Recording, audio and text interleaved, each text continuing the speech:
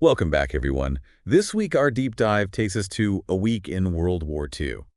That might seem quiet, but it's absolutely packed with pivotal moments. Oh, yeah, absolutely. October 30th to November 5th, 1939, just over 2 months into the war. Right. And we'll see how events, even in these seemingly quiet weeks in the Atlantic, Eastern Europe, the Western Front really set the stage for major turns in the conflict. Yeah, you know what's fascinating this period? You see these tensions simmering beneath the surface, all the strategic thinking and the human stories, that often get lost Yeah. when you just look at the big picture of war. Right, absolutely. And let's start with the Atlantic, where the war at sea was already, really in full swing. And it's here we find a chilling what-if scenario involving Winston Churchill, Oh, wow. just weeks into his role as First Lord of the Admiralty. Yeah, so on October 30th, you have the HMS Nelson, a British battleship, Wow. and it comes under attack By, by the German submarine U-56. wow. 2 torpedoes actually strike the ship, Oh, no. but incredibly, they failed to detonate. Ah. It was a problem with the German magnetic detonators. They were faulty, something they had trouble with early in the war. That's incredible. I mean, had those torpedoes actually detonated, Churchill could have been lost. Yeah. Just weeks into this, ultimately pivotal role. Yeah. It's amazing to think how different the war might have been. It is a huge what if. Churchill's leadership, it was so instrumental for the Allies. If he'd been gone at that point, who knows? And while the Nelson did survive, other ships and the sailors aboard, they weren't as fortunate. The U-59 sank the HMS Northern Rover, and all 27 men aboard were killed. Yeah. And then you have the U-13, took down the Carmona off the coast of Scotland. It really highlights the danger the U-boats posed, right, to all the Allied shipping lanes, this Battle of the Atlantic that was already underway. Oh, yeah, it was a constant struggle, just to keep those supply lines open. And it wasn't just attacks on military ships. There was also this strange case of the city of Flint. It was an American freighter captured by a German raider. Right. But the ship, with its American crew, ended up in Norway. Neutral Norway. Right, neutral Norway. Yeah. And this caused, a big diplomatic incident. Oh, yeah. It really shows you, the tough spot neutral nations were in, caught between the warring powers. Norway, they were bound by international law to intern the German prize crew, but then you have Germany putting on the pressure. Right. They ended up releasing the city of Flint.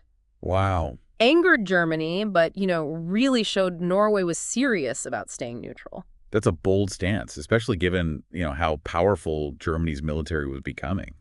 Makes you think, did this play a role later on in Germany deciding to invade Norway? Yeah, it's certainly possible. This whole incident, it showed how strategically important Norway was, and maybe that fed into Hitler's thinking, yeah? While all of this was happening in the Atlantic, Eastern Europe was under a very different kind of tension.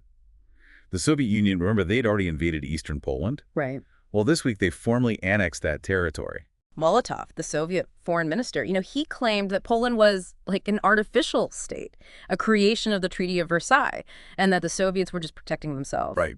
But this move, it divided Poland right down the middle between Nazi Germany and the Soviets. And that had huge consequences for the Polish people, obviously. Millions of Poles, they were now under Soviet rule, facing repression, cultural suppression, all of that. It really was a terrible chapter for Eastern Poland. You have the mass deportations to Siberia starting up, Polish culture being suppressed, the communists taking over everything. This was their reality for decades. And things were bad in German-occupied Poland, too. In a different way, of course. But the Nazis, they were dismantling Polish society, persecuting intellectuals, the clergy. They called the intelligence action. That was a deliberate campaign to get rid of Polish leadership, Polish cultural figures, anybody who might resist them. Just brutal, calculated, break the spirit of the Polish people, make it easier to turn Poland German. And you see the reality of Nazi terror in the Lodz ghetto, which was established this week, one of the largest ghettos in all of Nazi-occupied Europe. Arthur Greiser, the Gauleiter of the Wartheland, where Lodz was, he was a ruthless guy, oversaw the ghettoization, the persecution of all the Jewish people in Lodz. It really drives home that the Holocaust wasn't some far-off event. It was already happening. This machinery of genocide was already in motion. Exactly. These ghettos, they were a crucial step in what the Nazis called the final solution, their plan to wipe out Europe's Jewish population. This week, it's a step closer to that horrible plan becoming reality. Now, in stark contrast to the East, the Western Front was pretty quiet this week. what they call the phony war. Right. But that doesn't mean the military leaders were just sitting around. They were busy on both sides. Oh, yeah. Behind the scenes, it was all planning, preparation, Allies and Germans building up their forces, digging in, figuring out how they were going to fight when things got hot. And even though there weren't big battles, you could feel the tension. The Netherlands, they were so worried about a German invasion that they declared a state of siege along the border. It shows you how uncertain things felt. Nobody knew what Hitler was going to do next. Just this cloud hanging over Europe. And inside the German high command, well, there's this fascinating dynamic going on. Generals von Rundstedt and von Manstein, they were pushing for this bold attack, right through the Ardennes forest. Yeah, not the usual military thinking. Right. That plan, we know it as the Manstein plan. It was all about getting around the Maginot Line, hitting the Allies hard and fast, a risky gamble. But that kind of thing, that appealed to Hitler. It's really interesting to see that strategic debate happening within the German military, even this early in the war. Yeah. Could this be the start of the tensions and disagreements that caused problems for them later? It's a good question, It shows that Hitler, he wasn't some unchallenged leader. Even then, there were people disagreeing with him. And just as a side note, this week, Colditz Castle was turned into a prisoner of war camp.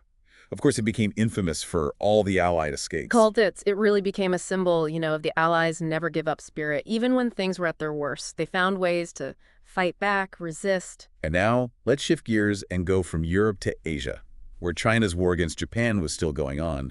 This week, Chiang Kai-shek launched his winter offensive. Right, trying to disrupt the Japanese, cut their supply lines, hurt their morale. And this offensive really shows how determined the Chinese were to resist the Japanese occupation. I mean, they were facing impossible odds, limited resources, a brutal enemy, but they just kept fighting for their homeland. Incredible. And in this huge conflict, you have these stories of individual courage. Pilots like Arthur Chin and Senzilyu, they fought the Japanese in the air, scored these amazing victories even though they were completely outnumbered. They were a crucial part of the war effort. The Chinese Air Force, they were up against much better technology, but they were skilled, they were determined, they really inflicted losses on the Japanese and, kept the Chinese people's hope alive. So inspiring, Mm-hmm. That kind of bravery. It shows you how resilient humans are, how powerful hope can be, even in the darkest times. Absolutely.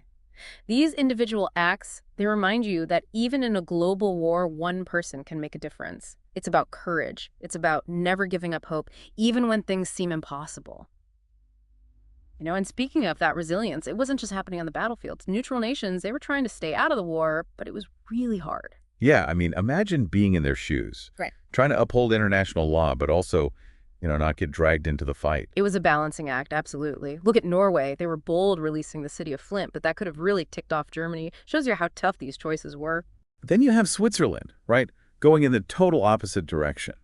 Reinforcing their defenses, even holding elections like, hey, we're stable over here, don't mess with us. Yeah. Deterrence was their strategy. They wanted to make it clear that invading would be a bad idea. And, with their mountains, their neutrality, they were pretty hard to attack. And even Sweden, they weren't even close to the main fighting, but they still felt the pressure. Those German mines near their coast, it's a reminder that this war, it really had a global reach. Absolutely. It didn't matter if you were officially in the fight or not. Everyone had to adapt, make these difficult decisions, because the war was affecting everything. And then you have the United States, officially neutral, but things were starting to change. This week, they amended the Neutrality Act. And that was a big shift in American policy. It was. Now, the Allies could buy weapons from the U.S., cash and carry, they called it. Allies paid up front, transported everything themselves. Technically, the U.S. was out of it. Right. But it was pretty clear. Their sympathies were with the Allies, and they were willing to help. It's interesting, right? This move away from pure isolationism towards, more actively supporting the Allies, it makes you think, was this the beginning of their eventual entry into the war? It's a pivotal moment for sure. America, they were still neutral, but this tipped the scales, It showed they knew this war in Europe, it was going to affect them no matter what. It's almost ironic, right? You have this huge policy shift, and then in the same week, President Roosevelt, he lays the cornerstone for his presidential library. Right. It seems like a small thing, but in a world that's, on the edge of disaster, it kind of takes on a different meaning. Preserving history when history is happening. Yeah. It also shows you what Roosevelt believed in: democracy, freedom, things that were really under threat in Europe at that time. Now let's jump over to Italy. Mussolini, he's playing his own game, right? Reshuffling his cabinet this week, getting rid of anyone who seemed too friendly to Germany. Mussolini was a smart guy, but he knew Italy wasn't really ready for a big war. He wanted to make Italy powerful, but he didn't want to be dragged into something they couldn't handle. So basically, trying to keep Hitler happy, but keep Italy's options open. Not an easy thing to do. Not at all. He was on a tightrope, trying to get as much as he could for Italy without risking too much. And this move, it shows he wasn't, totally on board with the Axis powers. He was still figuring out what was best for him. And it reminds us that these alliances in World War II, they weren't always so solid, right? Personal ambition, national interest, politics, all these things were constantly changing the game. And while all of this was happening, we can't forget about the darkest part of this whole thing. The Holocaust, the political stuff, the battles, those were big news, but the Nazi persecution of the Jews, that was getting worse all the time. It's heartbreaking, right? Right. While everyone's worried about what's going to happen next in the war, this systematic campaign of terror, of genocide, it's already happening. First transport of Polish women arrived at Ravensbrück concentration camp this week. This wasn't just a prison, it was part of a whole system designed to wipe out entire groups of people. And it really hits you. The Holocaust, it wasn't something that was going to happen in the future. It was happening right then. Yeah. The killing was already starting. And they weren't just imprisoning and killing people. They wanted to destroy entire cultures. Operation Tannenberg, they targeted the Polish elite, anyone who might resist their plans. So we're talking about troop movements, political stuff, but we have to remember the real people caught in this. Millions of them. Their lives destroyed, families torn apart, their very existence threatened. Absolutely. The big picture of war is important, but the real impact, it's on those individuals. All the lives lost, all the lives changed forever. This week, it really forces you to think about that.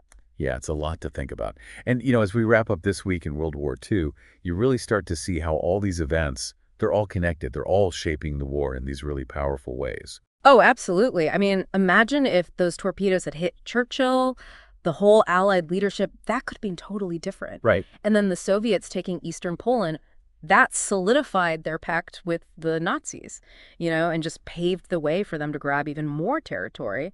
And the Western Front, sure, it seemed quiet, but that was just the calm before the storm, right? The Blitzkrieg was coming. And then you have the Chinese fighting so hard, and the U.S. starting to get more involved. This war, it was becoming a truly global thing. And all this while the Holocaust is getting worse and worse. It's a reminder of how awful war is and how dangerous it is when ideologies, just run wild. This week, I think it shows you how complex World War II really was. You have the military strategies, the politics, and then, the individual people, the stories that get lost when we just focus on the big picture. It really makes you think, what if things had gone differently? What if those torpedoes had exploded? What if Norway had given in to Germany? What if the U.S. had stayed completely out of it? Yeah, history's fragile, isn't it? Little things, even accidents, they can change everything. It just shows why studying history is so important. It's not just dates and battles, it's people making decisions, reacting to events, taking different paths. When you understand the past, you get a broader sense of, how we got to where we are now, the choices we have to make. We learn from the mistakes, the successes, hopefully, and maybe we can build a better future. So as we finish up this deep dive into, a seemingly quiet but incredibly important week in World War II, it really leaves you with a feeling of, awe, maybe. This war, it was so complex and it affected so many lives. It reminds you that history, it's not just about nations and leaders. It's about people, the choices they made, their struggles, their sacrifices. It's a story that's still important today. It reminds us to learn, to remember, and to work towards a world where this kind of horror never happens again. Well said. Thanks for joining us on this trip back in time. Until next week, keep exploring, keep asking questions, and keep remembering those who suffered.